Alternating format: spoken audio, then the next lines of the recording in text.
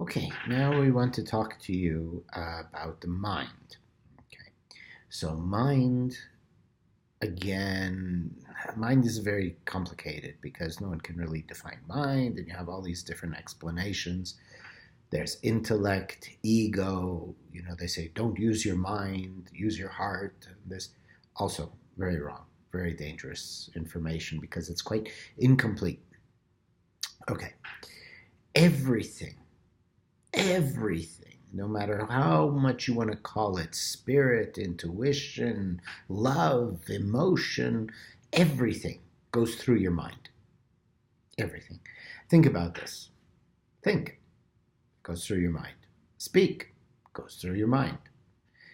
Everything that your five senses interact with has to go through your mind in order for you to comprehend it.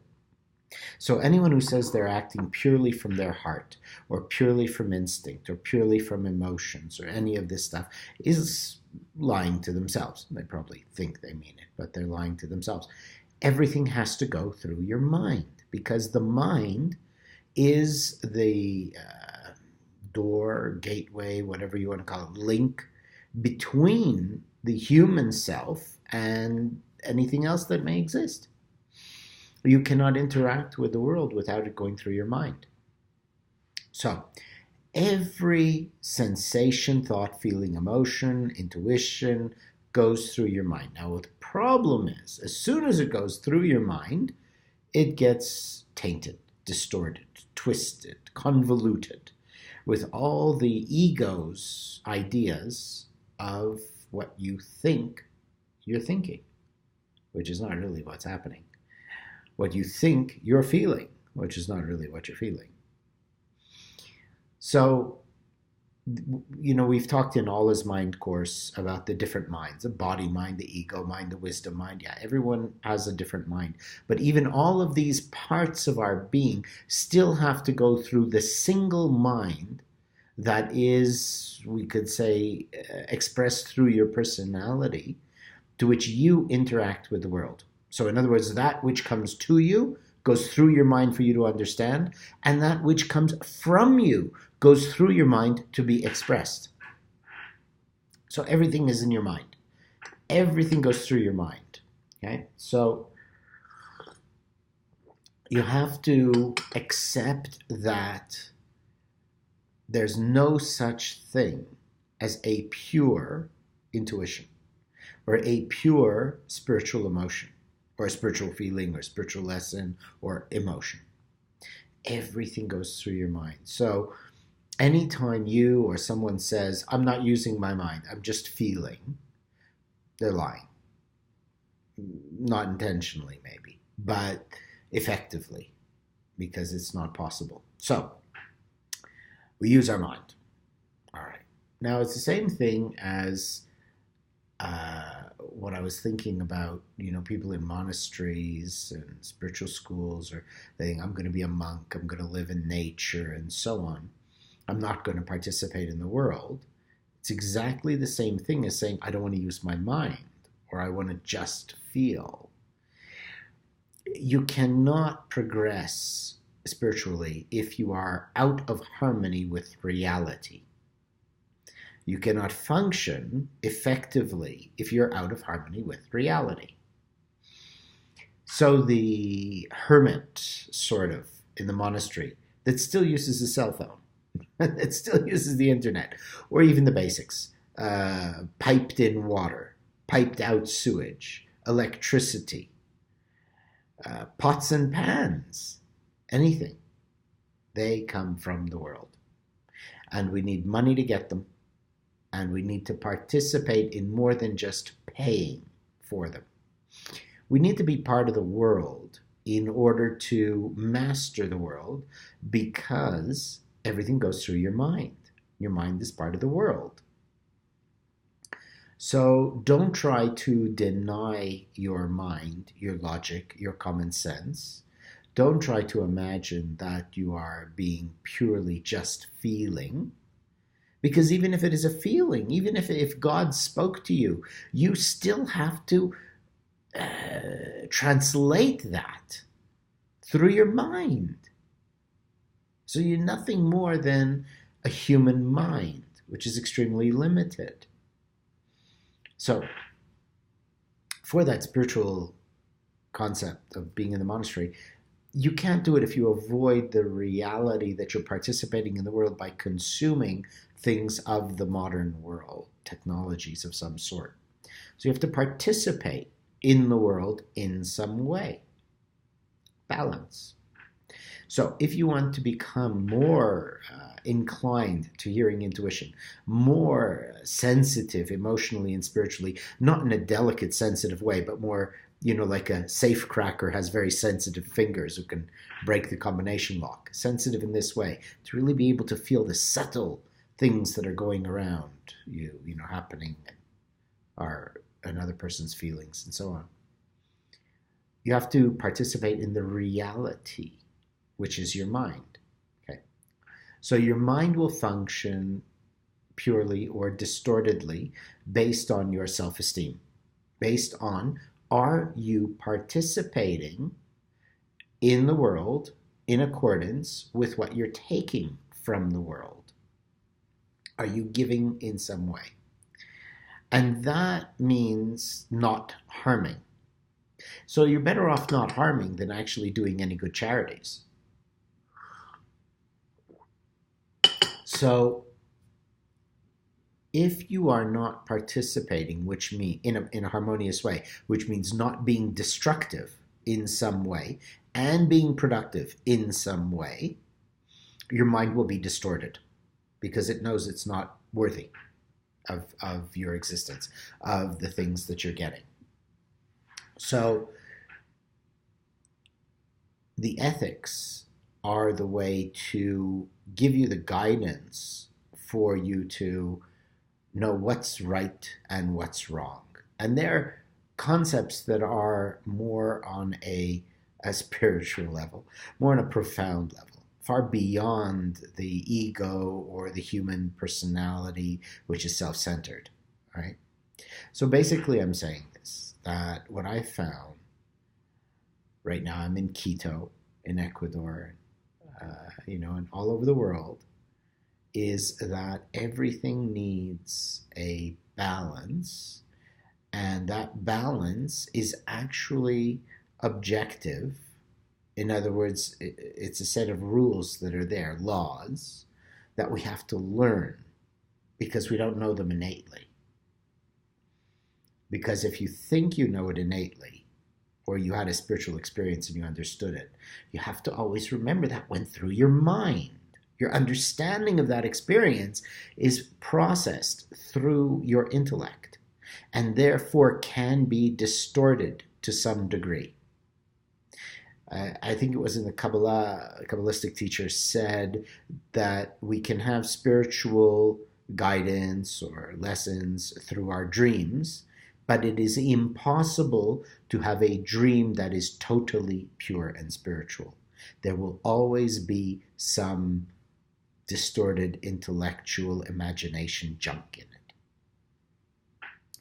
So you have to remember that about everything. And that way, all your intuitions will you'll be able to process or use much better because you won't take things blindly.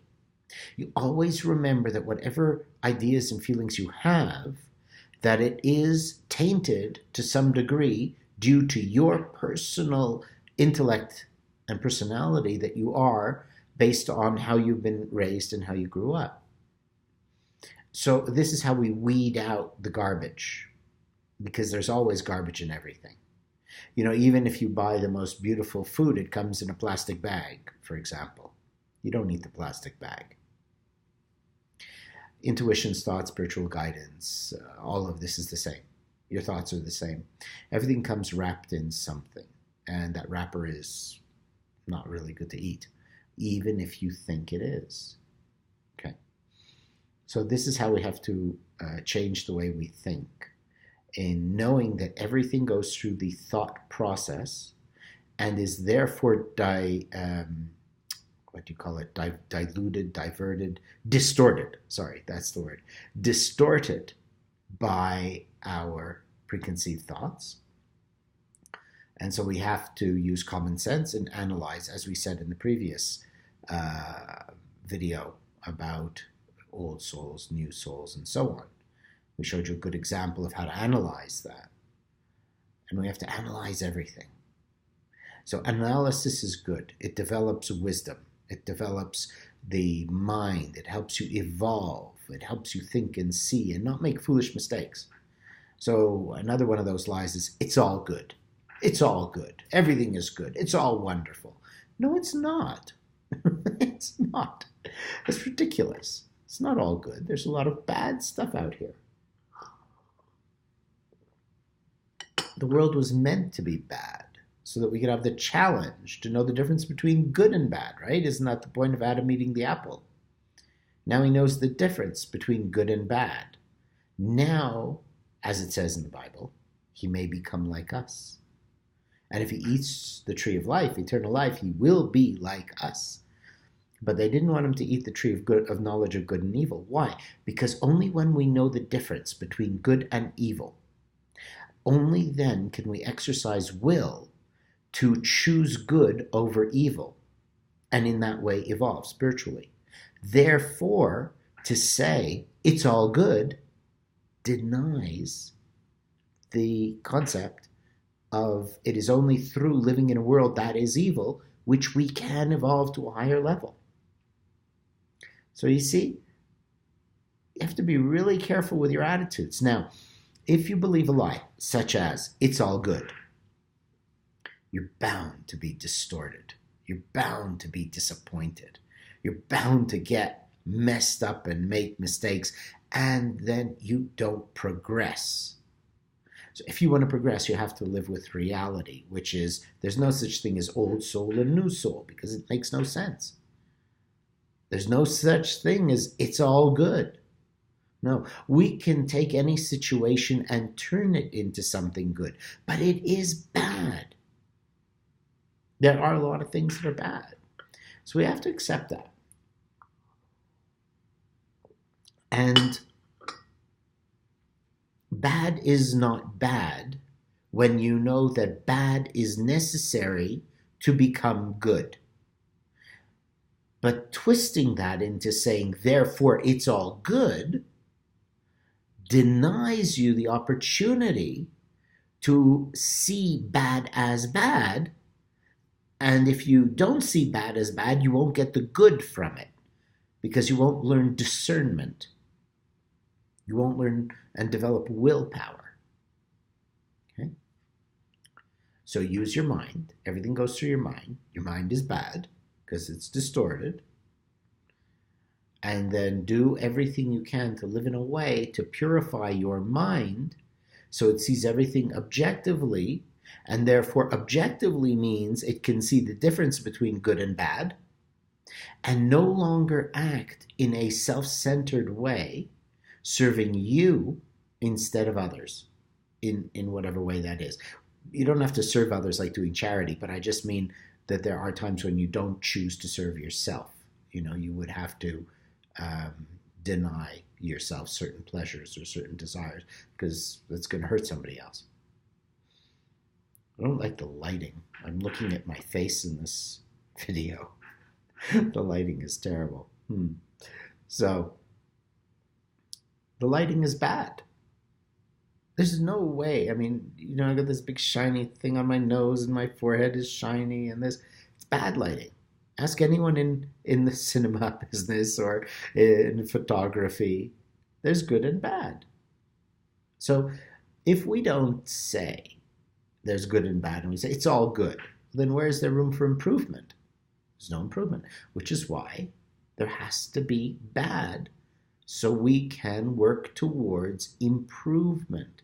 It is through the process of improving everything we can in the material world that we improve our self, our soul, our essence, in whatever way that can be. It's improved by improving our human side, okay? Now, for example, if you said it's all good and you never fixed anything, you never tried to improve anything, where would there be any advancements in our world? Where would there be advancement in technology and medicine and in healthcare, quality of living, social services, governments, so on. We have to see bad. And you have to always see it from the point of view of I am trying to refine my own self-personality, my own being, so that I have less bad and therefore more good. Because the two both exist, okay? So use your mind. Everything goes through your mind. Don't ever think that it's just a feeling or intuition.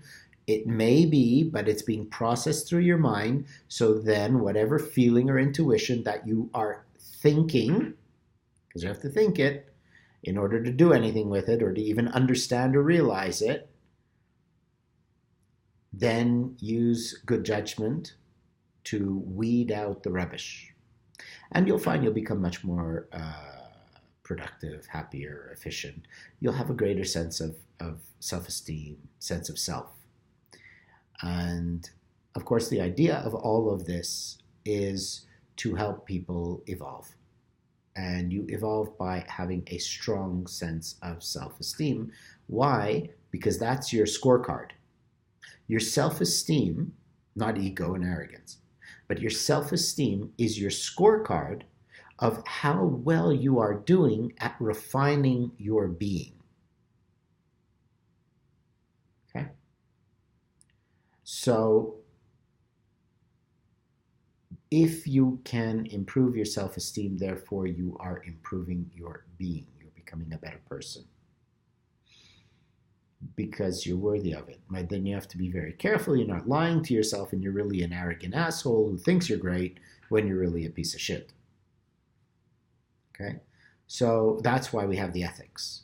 Because if we live by the ethics, you have a scorecard every day to see how well you're doing. All right? So check that, right? Ethicalism.org and participate. Your participation in working together in a group, making your own written reports and so on, reporting to others about your actions.